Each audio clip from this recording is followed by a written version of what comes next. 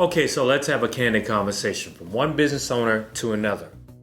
Early in our business, we spent thousands of dollars on advertising that did not work. We realized after a while that something just had to break because we were literally spending way more money on advertising than we were getting clients. In other words, instead of crushing it, we were getting crushed. So, is that happening to you? One thing you have to understand, there is a big difference between advertising and marketing. Advertisers, like many of the social media agencies, all they do is place ads. That's the good news.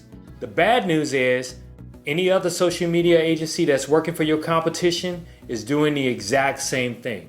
The better news is there's growth hacking. So what is growth hacking? Well, instead of doing this, you're doing that.